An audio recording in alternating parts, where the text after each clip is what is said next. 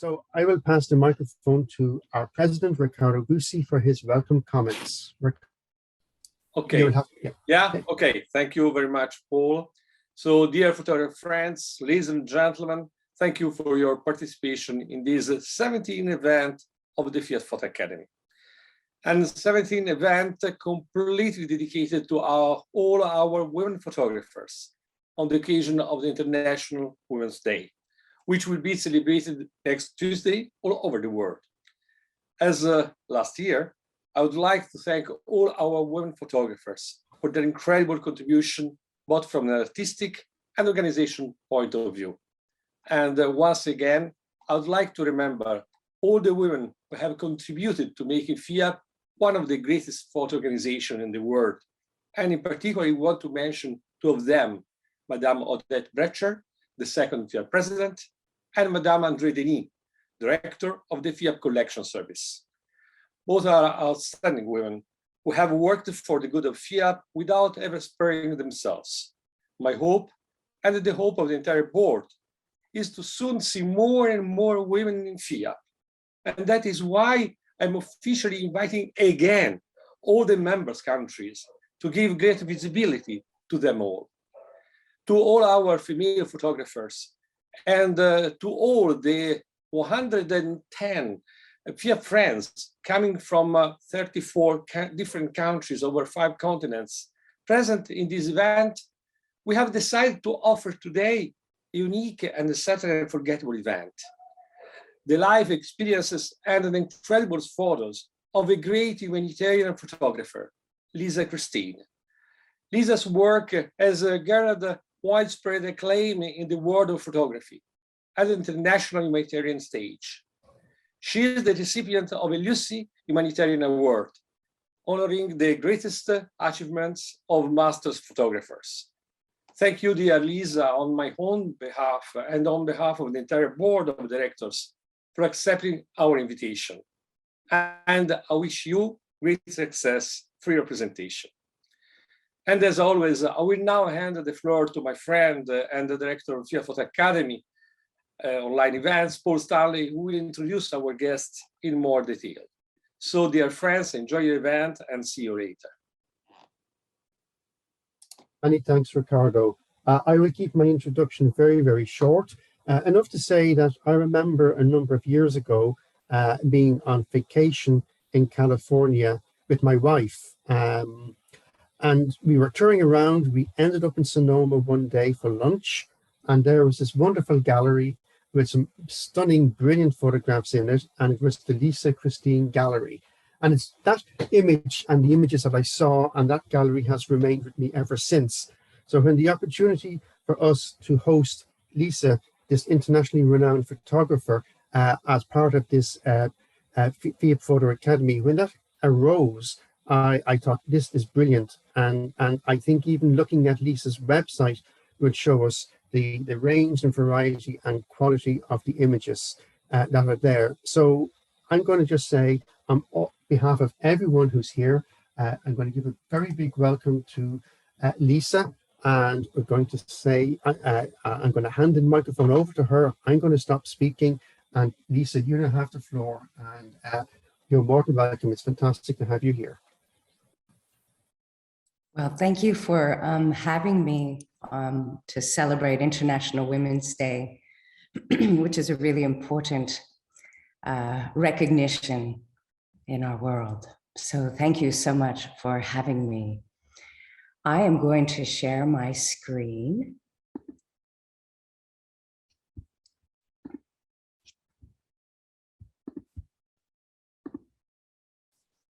And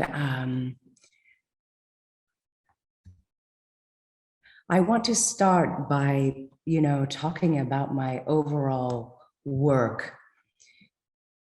When I was a little girl, I had kind of a chaotic beginning, and I remember sitting in my living room and taking out these big photo books, anthropology books and National Geographics. And I remember going through those pages and seeing people that were so covered with mud and feathers and leaves, that they resembled the earth itself. I guess from my childlike perspective, I saw them as really unshakable, like they could not be vulnerable to things in the way that I felt as a young person. And I actually remember going out into the middle of the street and declaring, when I'm old enough, I'm going to go and meet these people around the world and learn what it is that they have so I could incorporate it in my own life. So for the last 30 plus years, I have been documenting humanity around the world in more than 150 countries on 6 continents. And I've done so with this notion of really inspiring unity and dignity in the world. Because of course, what would the world be like if instead of being afraid of one another's differences, instead we were curious or in awe of those differences? And that has just been my passion for all these years. In fact, when I consider the people that I photograph, I don't see them as subjects. I really see them as my mentors. I didn't ever go into the world to save the world. I went there to sort of save myself, to find my way, and to learn from these amazing people that I've met. Over a decade ago, I was invited to be the sole exhibitor at the World Peace Summit, which was held in Vancouver in Canada, with His Holiness the Dalai Lama and other Nobel laureates. And it was there really that I first encountered the whole topic of slavery in the intense way that it exists.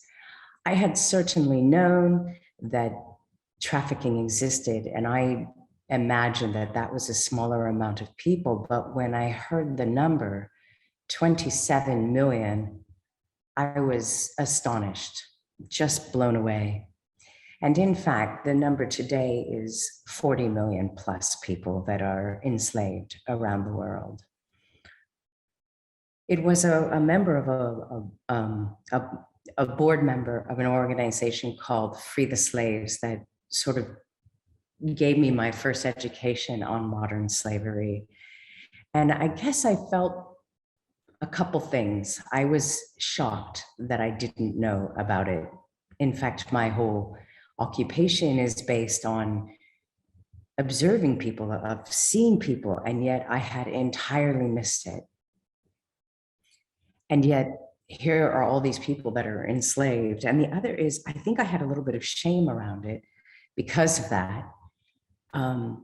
And I thought most importantly and poignantly that, well, if I don't know about this topic, I'm sure so many other people don't know.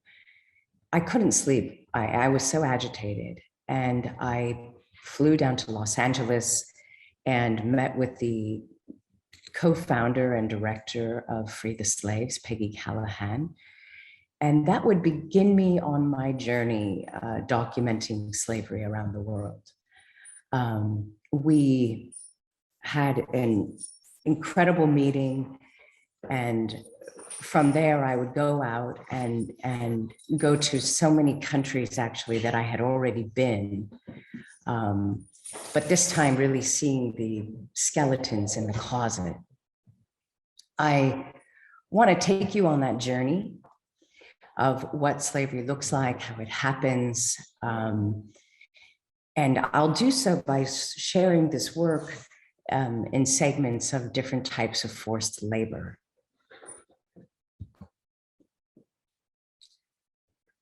I first learned about slavery in an experiential way when I was in India and Nepal in the brick kilns, where the temperatures were so high and men and women and children stacked bricks on their heads, up to 18 at a time. Each brick, you have to imagine, weighs some 3 or 4 pounds. There were children carrying the bricks. There were women, men, and elders too. They were all cloaked in a thick blanket of dust as they carried the stacks of bricks from the kilns to trucks some yards away, only to return and do it again.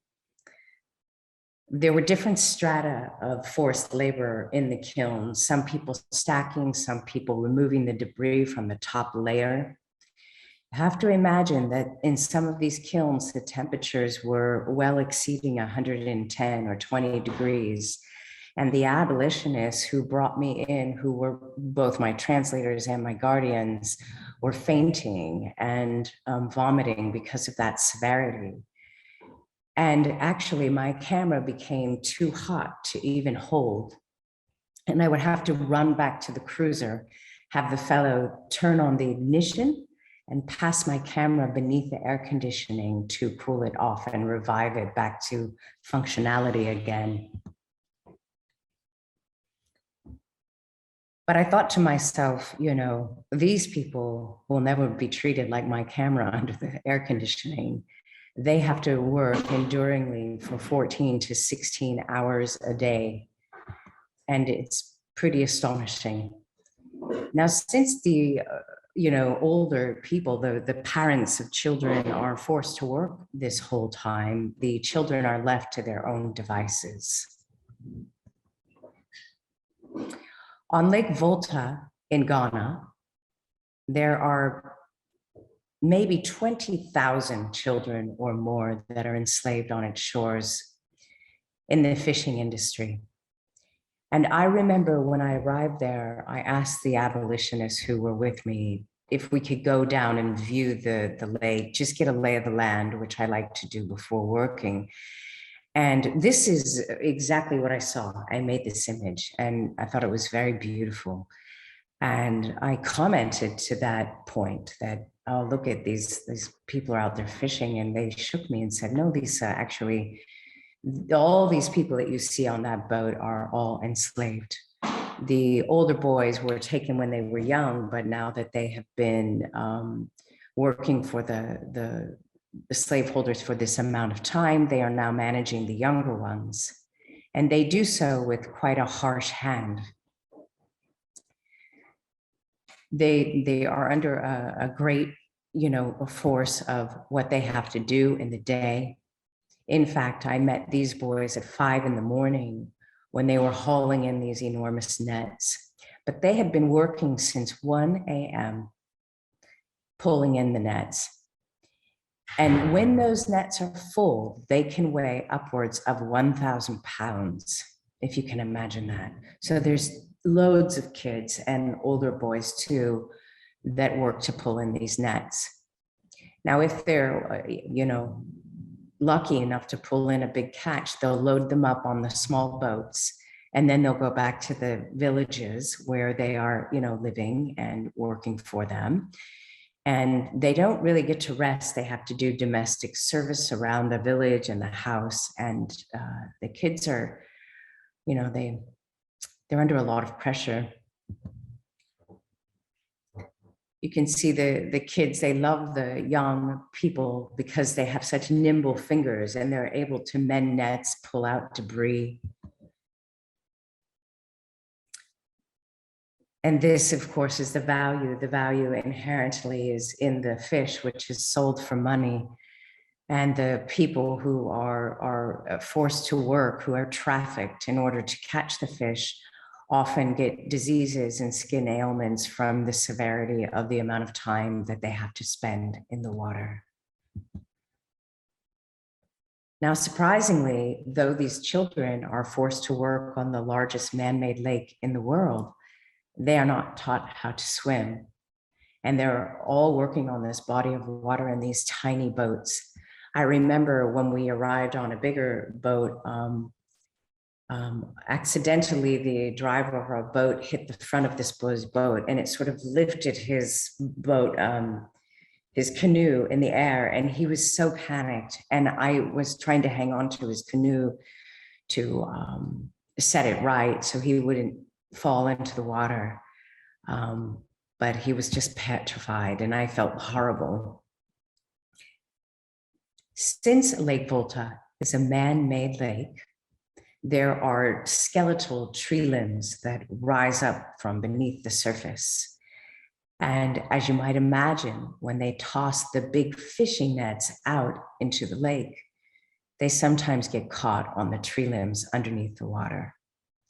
So they take the little kids and they just toss them into the lake to untether the ropes. And some of them drown. I met lots of children that were enslaved on Lake Volta, and all of them knew about another child that had drowned. And I think that added to their fear. If you can imagine, you know, these kids that are unfortunately taken from their families through cunning traffickers, and then, you know, brought hundreds of miles to an unknown place where they're sold to people who make them work on a body of water when they don't know how to swim. I just try to take that all in. But there is hope. This is Kofi. I met Kofi at a shelter after he had been rescued from a fishing village. He was actually bathing in a well behind the rescue center, and that's why he's soaking wet. He was taking these big buckets of water and dumping them over his head to bathe. But he was in the shelter for some time because kids and, well, all people that are taken out of slavery have to go through a rehabilitation process because in this case, for example, he's a child and he has to learn how to be a kid again. He has to learn how to laugh again and how to play. 6 months after I arrived home, I got an email that little Kofi was reunited with his parents with the help of activists on the ground.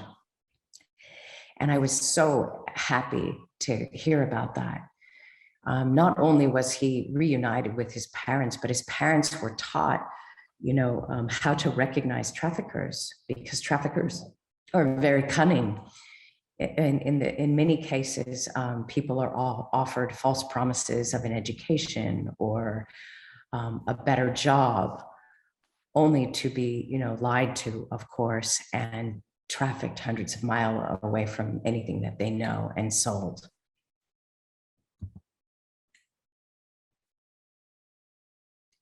More recently, I was in Thailand working on the migrant fishing boats where people from Laos and Myanmar and neighboring countries are working on these boats. Now, some of them have legitimate jobs. Most of them are exploited. And again, others are taken against their will and placed on these boats. Now, they can be on these boats for months or even years at a time without setting foot on land. Thailand, by the way, is one of the largest exporters of fish to the whole Western world.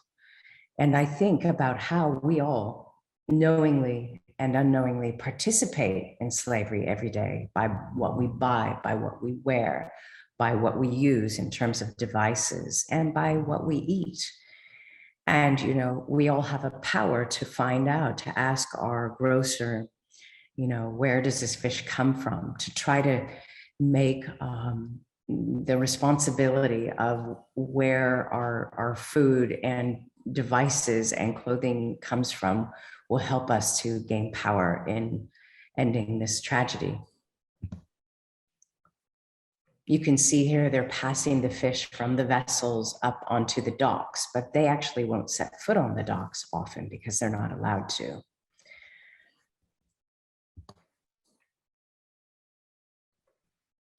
You could see here this young boy mending the nets. It's almost like a prison, you know, behind those nets as he toils. In the Himalayas, I witnessed children carrying stone that weighs more than their own body weight down the mountainous range. These two are brothers, and they're holding hands in order to balance themselves. They have to walk down a very treacherous path to trucks below where they'll load up the stone and then come up the path again to take another piece of stone down. Both girls and boys are unfortunately in this line of forced labor. That stone is enormously heavy. It takes several children to hoist them together. I'm pretty strong and I actually couldn't, lift them myself. There are other types of stonework, this being stone breaking. So they'll start with big rocks and they will be broken down into smaller rocks and then into smaller ones, like perhaps the pebbles that I have in my garden or my driveway at home. And in fact, entire villages can be enslaved for generations. And in this case, the rock breaking village, of which you just saw that woman and these women who are really the matriarchs of that village, their whole village was enslaved for generations. When a village is enslaved for that long, it's hard for people to even recognize their plight, to understand that in fact, they have rights. All the villages were at this point working with activists that were partners of Free the Slaves to learn about their rights, to find a way to become liberated. They have discovered that with activists working undercover to help people understand their rights, that it takes usually about 3 years to get them liberated. At one point, all the villagers took a bus that was provided from them from a lawyer. They went into town to meet with the solicitor, the lawyer, and to learn more about their rights. And upon returning to the village, they saw smoke and realized that their whole village had been burnt down by the slaveholder. And of course, they were petrified and wanted to give up because they virtually had so little and now they had nothing. But this woman in the center, she rallied and she pressed for them to persevere because in fact, they had lost everything. And she thought, this is our chance we have nothing to lose, let's go forward. Well, with the help of abolitionists and lawyers, they were able to break ties with that slaveholder and get a quarry lease of their own. So now they do the same backbreaking work, but they do it with freedom. And you can see the light in their eyes, the cleanliness of their saris. Their children are now educated in schools. And it just speaks to the power of a community coming together.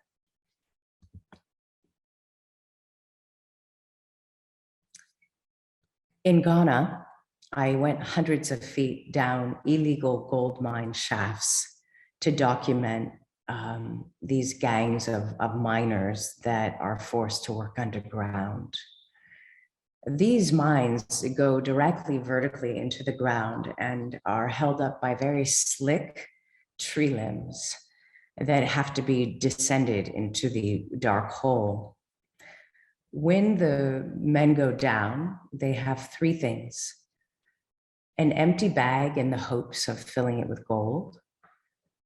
They have primitive tools and they have a very cheap flashlight tethered to their heads with elastic bands.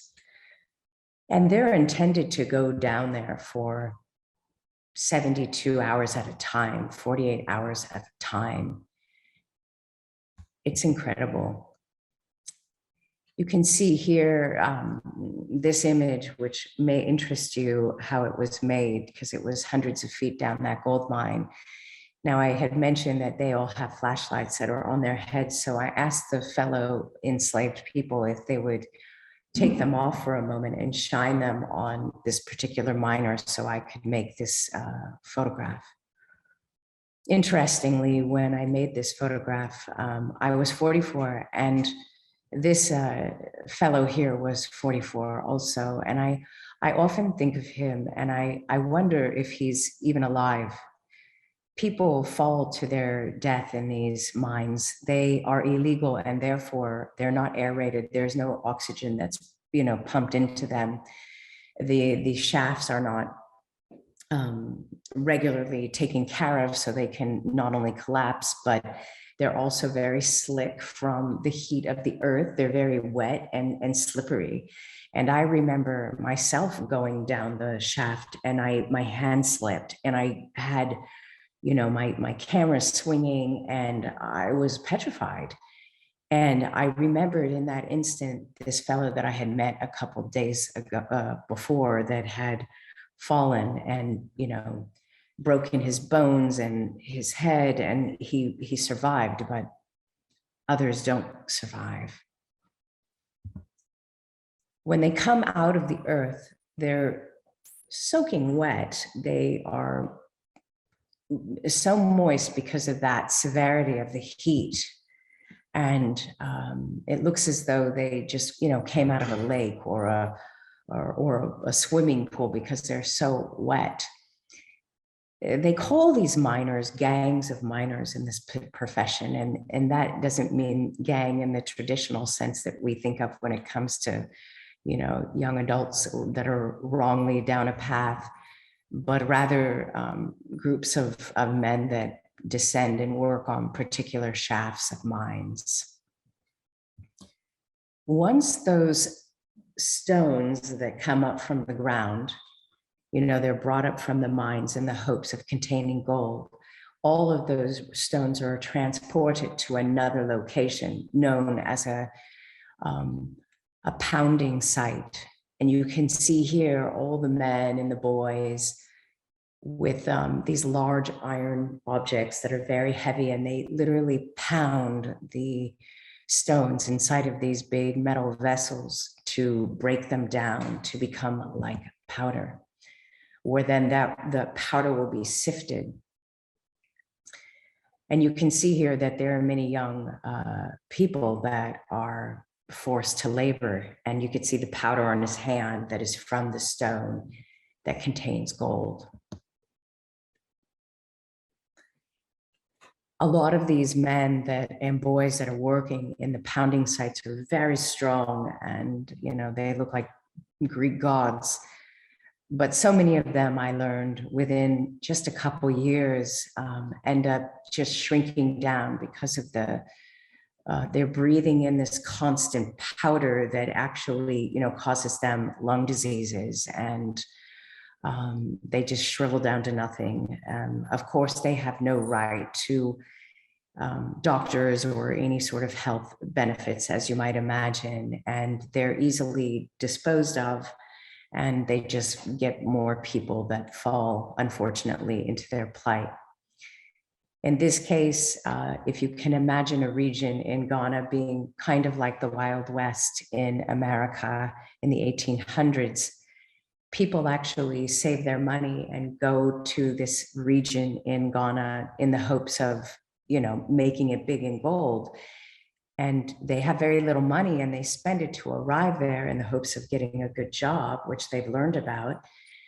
And at that point, learn that, oh, in fact, if you are going to work in a proper gold mine, you must be certified. You must be able to do that sort of work legally.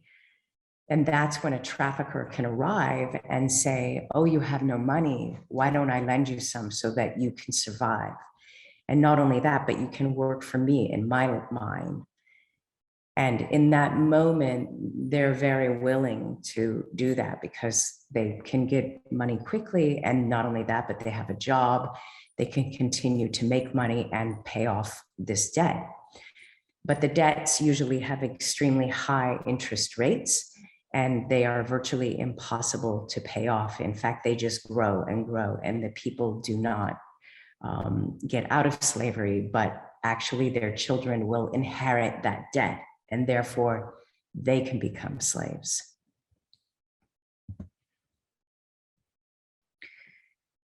In the trafficking world, we often, we are very aware of sex trafficking. It seems to be the big subject. And because of that, I was a little bit more frightened and worried about going into that. You know, all of these elements for me to work as a photographer are dangerous. And I remember there were women there that were former sex workers, former people that had been trapped in slavery in the sex industry that brought me into brothels. This is in Nepal, and they have brothels there that are, well, they're sort of separated. They're called cabin restaurants, and they're sort of these dark, dingy restaurants that are underground.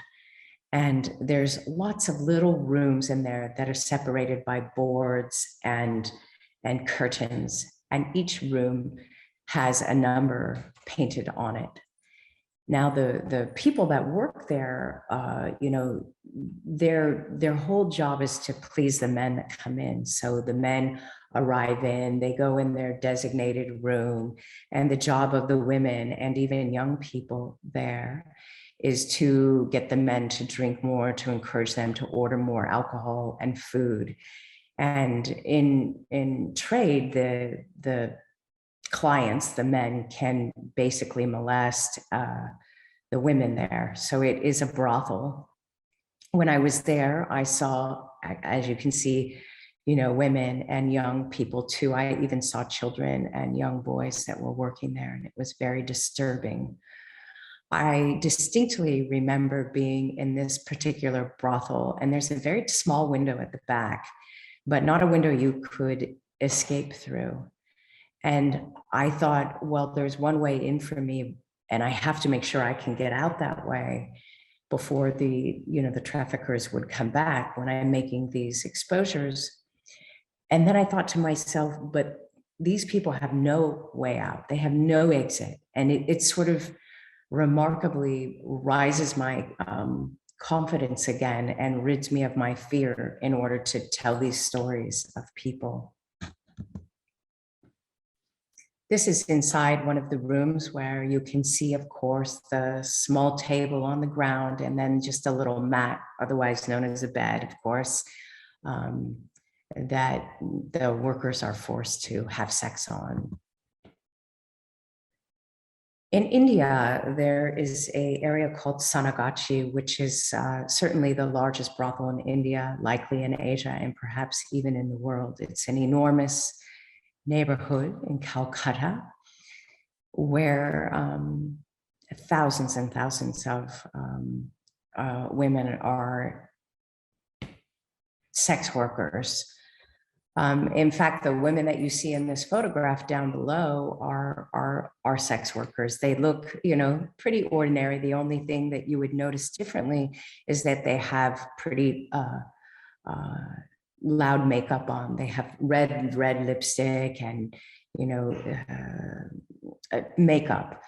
And that's really the only thing that you would notice different about them. And I remember going in this area, which is not a welcomed area to arrive in, but I was brought in by a young man who shall ever remain anonymous, who actually was raised in Sonagachi.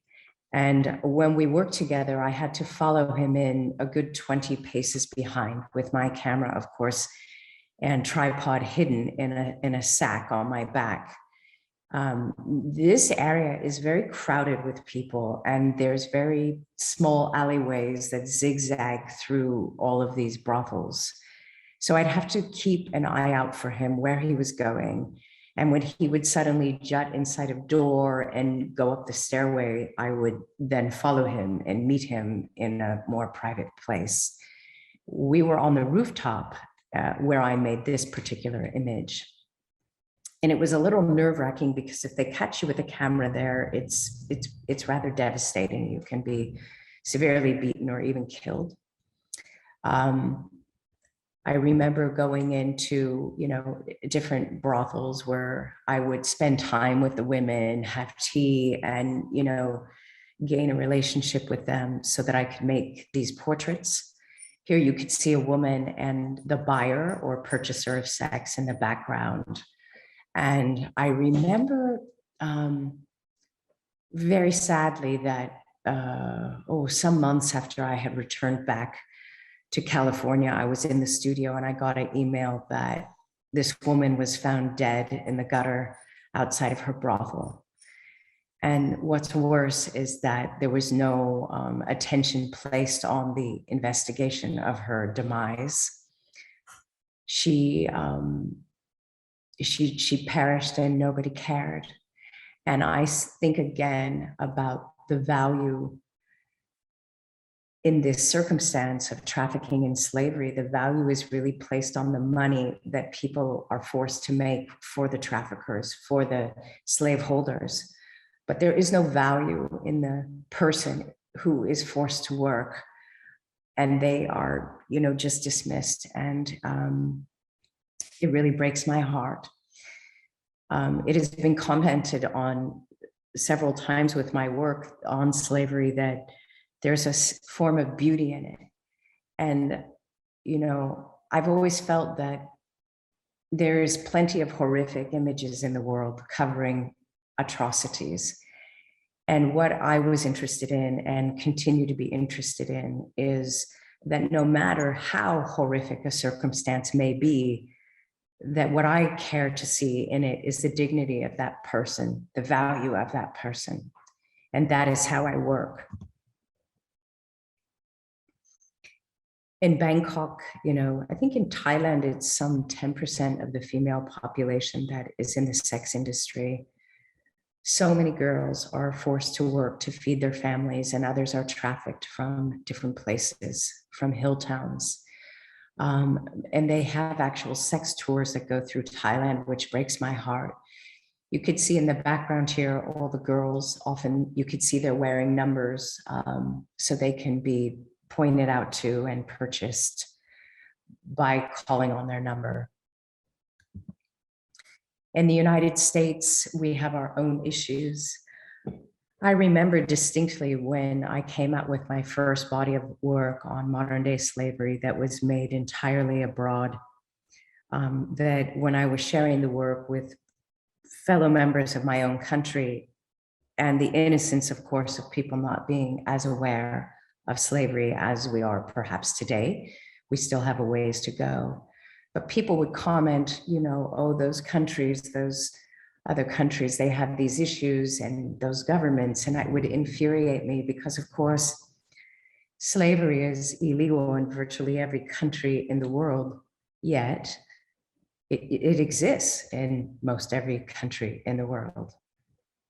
I had done virtually all of my professional work photographing out of the United States, and my first project that I ever did in the States was in Washington, D.C., where this image was made, at the foothill of just the footsteps of the embassies.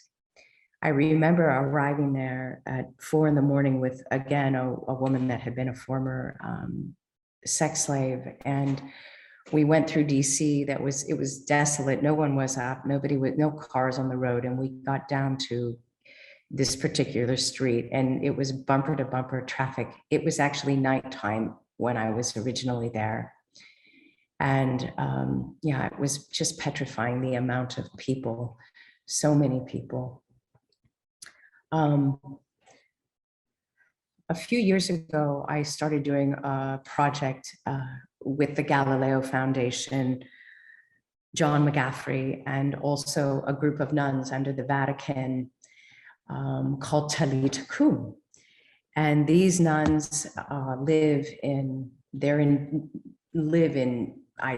over 70 countries around the world fighting slavery. We launched an exhibition at the Vatican, which was inaugurated by Pope Francis. The exhibition went on to the UN in New York, and then on to Japan, where it was launched by Princess Takamoto of the imperial family. The exhibition has also been launched by the First Lady of Hungary in Budapest and many other places. But these nuns work with refugees and migrants around the world. There's a very distinct correlation between refugees and slavery and trafficking, because people are on the move. People have limited amounts of money that they have to carry on their body. It's very chaotic when you are a refugee and moving from place to place, and people get lost from one another. Parents perish. And these nuns are out there working with people that are on the move and literally on the front lines of slavery every day. In Guatemala, I remember the women working with young girls on the street. Instead of wearing their habits, they wear lay clothing and go and help these young girls who are forced to sell their bodies. In the Philippines, they actually even go into the bars when they're totally vacant to meet with girls and try to help them. And, you know, they will take in people off the streets that had been trafficked. I have really witnessed such a profound sense of humility from these nuns, such an open, unjudgmental heart. They are remarkable. In fact, just a few days ago at the Maxi Museum in Rome, this exhibition launched again. And I'm just so moved that people are learning about the work that different people are doing around the world to end slavery. In Italy, a lot of the migrants are coming up from Africa via boats and often get trafficked the moment they arrive, or even trafficked before they cross on the boats. This particular house where they're being helped is only for minors that are under 18 that have been raped by their purchasers of sex repeatedly and become pregnant. And this I thought was very meaningful. It is a young girl who was trafficked by a member of her family when she was young, her father actually, across the country, and she was brought to California, where she had her feet washed by Sister Kathleen, and she sat there the whole time just crying to be treated with such honor. You know, I think the idea that religion has such a profound, you know, sense of meaning for us globally. In fact, I think it touches some 90% of the planet. And I tend to believe that every religion has a similar path to me. They're all the same, and I believe in every one of them. But I like the idea of all of us, whether it's business, government, faith, individuals, we all have the power to end slavery.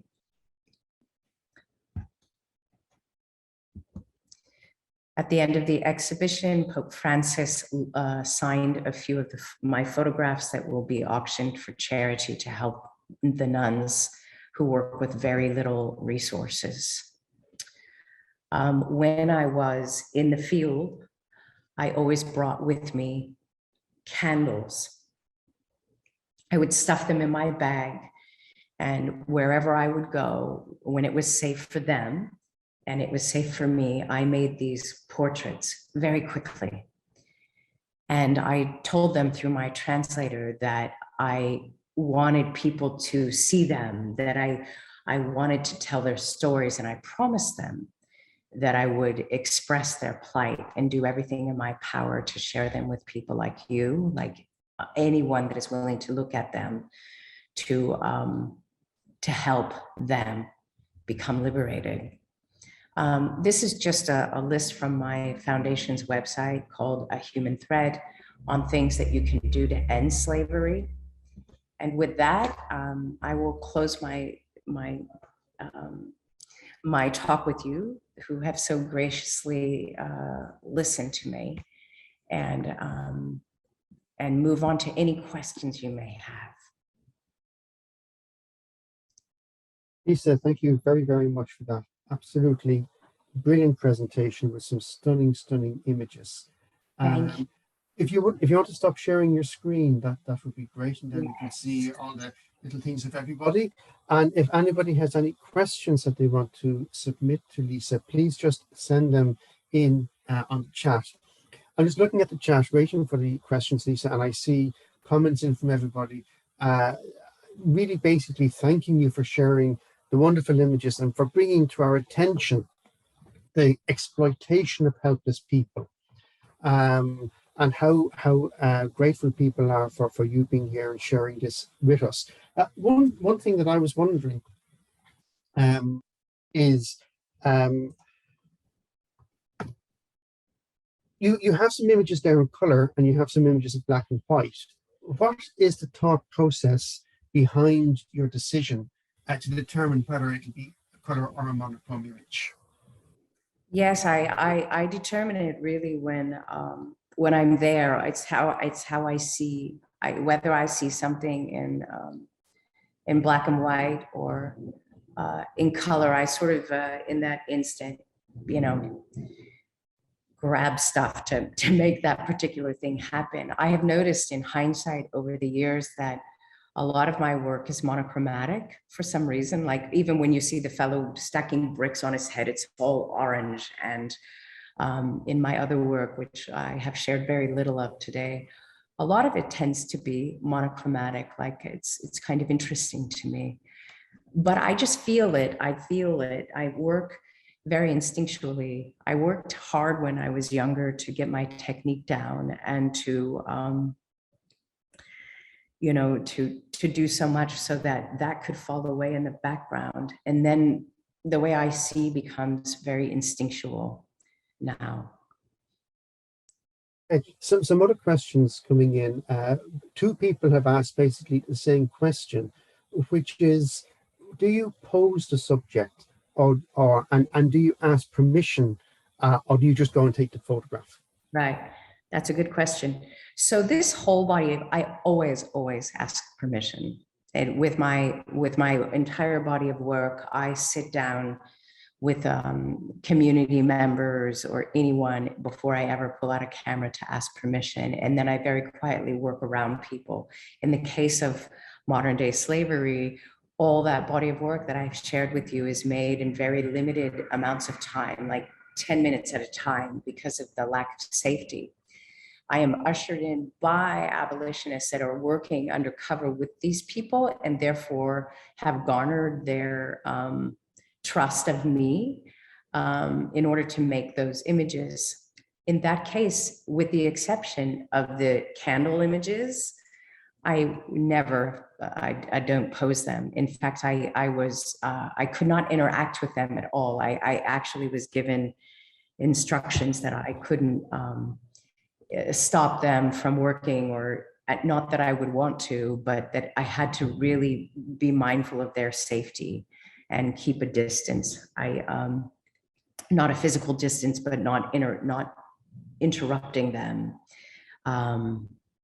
Because I think that's really important. Their safety is first and foremost.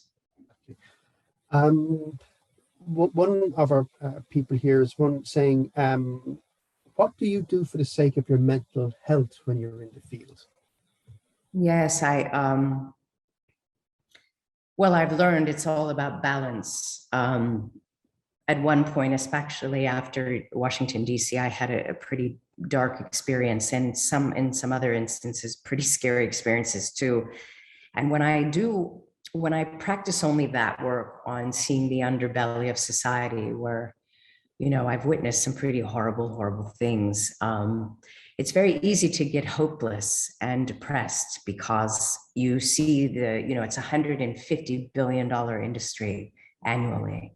And it's that successful because there's many intelligent people that are running it. And it becomes very heartbreaking and scary. And I learned that I had to balance it out with my other work, which is very much on, dignity and respect and beauty. I mean, sitting at the feet of elders and being very moved by them. That helps me a lot. And the other thing that helps me is knowing that I'm doing something to help bring awareness, that we all in some way can help. And this is my way. And it helps me lighten my heart. One thing that struck me as we were going through the presentation, looking at your wonderful images, is obviously there's a lot of people of color there from Africa or from Asia. And you did mention at the end about sex workers in the United States. But I'm assuming this is a worldwide problem. It's not just limited to particular countries or regions of the world. Is that the case? Yes, and in fact, I do have other images I realized that weren't in there for this particular presentation of, you know, like a friend of mine, Holly Smith, who you could see her in one of the candle images, but she's, you know, a little blonde hair, blue-eyed girl that was trafficked at the age of 14 from a, you know, a middle America shopping mall into the sex industry. And shopping malls are actually places where traffickers like to go because there's lots of girls there and they love young girls because they're at that vulnerable age and they're highly wanted, unfortunately, to be purchased on the streets. But she was trafficked. And in fact, she, you know, at some point got arrested. And that was a great fortune that she was arrested and went through deep hardship. In fact, slavery, especially nowadays, is remarkably democratic. It's not anyone can fall victim to it. In fact, there are ads for people to become nannies in Switzerland or nannies in the United States. And when they arrive to a country, they meet with the company who then takes their passport and they can be trafficked. So it's a very, it's like peeling back an onion, you know? It's very challenging to deal with this stuff, but absolutely, it's in every country. It's not a question, but just a comment which Sue Willoughby put in, and she's basically saying we all live our lives in comfort and we don't realize how awful it is for so many other people and what their existence is like just to satisfy greedy and selfish people. And I think that basically sums it up for us. So there are no other questions here that have come in. So, and it is now nearly 5 minutes ago before you have to leave us. So maybe it's good then to stop at this stage and just to finish on that comment from Sue and to say thank you very much for bringing all of this to our attention so that we can keep these people in our thoughts, pray for them, and hopefully through your work and all the other things we can personally do, we might be able to help maybe change the world a little bit and prevent this from happening again. So on behalf of everybody, Lisa, I would just say a very, very big thank you. And it's been brilliant that you've been able to join us and we wish you continued success. But before you go, I know Ricardo would like to say something as well. So Ricardo, over to you. Yes, absolutely. So congratulations, dear Lisa. I am truly speechless. I think that with your stories and your beautiful photos, you have given us one of the most beautiful gifts we could hope for the International Women's Day. Once again, thank you, Lisa, for your presence and congratulations again for your incredible presentation. I hope we will have the privilege of having you as our guest again in the future. You are a truly special person and a great artist. Thank you. Thank you so much. Thank you all. Thank you very, very much. Thank you, Lisa. Before we go, just to let people know that we will be having another presentation, not from Lisa, but on Saturday, the 9th of April, we're going to be joined by Pierluigi Rizzato, who is the FIAP director of the Ethics Service. And he's going to give a presentation called Action in the Serengeti, completely different type of presentation to the one that we've seen this evening, because Pierluigi is a wildlife photographer. So it's going to be all about the animals that we see in the Serengeti in Africa. So we're returning to Africa, but for a completely different purpose and to see completely different images. So again, we will be advertising that amongst everybody over the next few weeks, and it'll be open for registration fairly soon. So, Paul, just 1 second. Let me, before concluding this event, I would like to heartily thank all our women who work every day in the FIAP services, in the FIAP exhibition centers, in our academy, as a liaison officer, in our FIAP clubs, and all FIAP women photographers. And the last but not least, all our FIAP photographers' wives. So looking forward to meet you again in our FIAP Photo Academy events. I wish you all, dear friends, a wonderful weekend. Thank you. Thank you. Thank you. Thank you very much, Ricardo. And once again, Lisa, thank you very, very much, and we wish you continued success. Thank you so much. Be well. Thank you. Bye-bye. Bye. Bye-bye. Bye. Thank you very much.